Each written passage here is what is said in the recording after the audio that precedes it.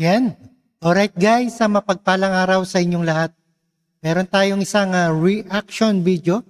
Dumayo na mga foreigner para tikman si Diwata, tikman ng pares ni Diwata Overload. Ito ay mga foreigner na dumayo para tikman ng kanyang Diwata Pares Overload. At ito ay located sa Jokno Boulevard, Pasay near GISIS. Huwag magpaloko sa peking account. Nagpapanggap sila na tunay na Diwata Pares Overload. Ang tunay na account ay Diwata Pares Overload fan page. Ang lahat ng iba pang mga account ay nagtatangkang magpakilala bilang kanilang ay peke. At hindi kinikilala ang totoong Diwata Pares Overload. Magiging mapanuri kayo guys at siguraduhin susunod lamang sa official na account ng totoong balita at update tungkol sa Diwata Pares. Huwag magpaloko at ipaalam sa lahat ng katotohanan. Ayan po ang sabi ni Idol Diwata, isang trending ngayon at sa kanyang Pares Overload. At panoorin po natin ang buong detalye guys. Alright? Let's get it on. Ganda yun na tayo ng mga foreigner. Hindi lang mga vlogger, hindi lang mga artista ang mga pupunta sa atin. Natutuwa ako kasi pati mga foreigner talaga. Dahil naku, may mga foreigner na kumakain sa akin. At sa nakakatuwa kasi alam nilang istorya ko sa buhay. Ayan na, international na. Dumadayo na yung mga foreigner kay Diwata. Alam nila yung pinanggalingan ko, paano ako nagsimula. Parang tutok na tutok sila, di ba? Meron taga Canada. Meron yung... Siyempre, alam na alam yan dahil ang ating social media ay mabilis at mga lahat ng tapos Angola. Panoorin nyo to guys. Papakita ko sa inyo kung paano nila tinikman at paano nila ako sinuportahan. Kaya nagpasalamat talaga kay God dahil international na pala ang Diwata Pares Overload. Panoorin nyo to.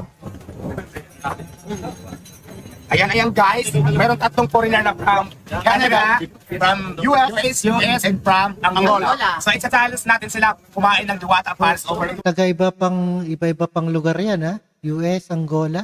Kukupusuhan pa nila. Okay, are you ready? I'm ready. Okay. How should we start? Magkamay lang. This is the spoon. It's your choice if gusto mo magkamay or interpreter nga. Hirapan ako. You can choose your hand and also you can choose your... Anong dapat kong gawin? Yung kutsara o yung kamay? Depends how if you... Sa kutsara. Walang pa ng kutsara. Okay. Pakainin natin sila. Anong masasabi nila sa lasa ng Diwata Pares Overload? Masarap talaga dahil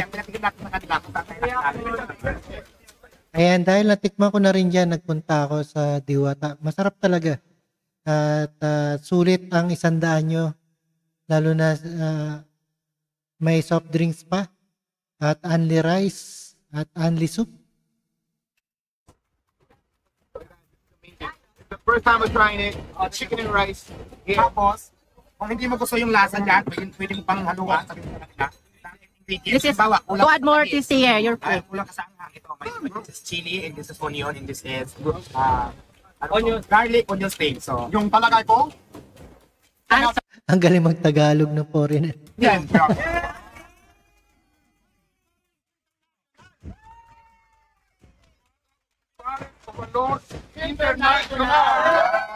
Ayan, international na ang Pares Overload. Or you want cheese from Diwata.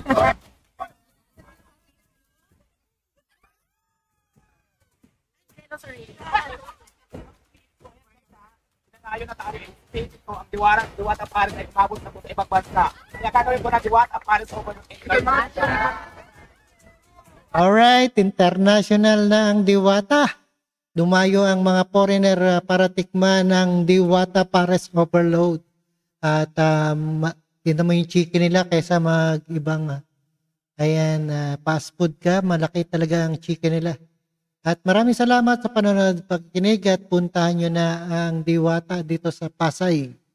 At katabi ng GSIS, JW, Jokno Boulevard, Pasay.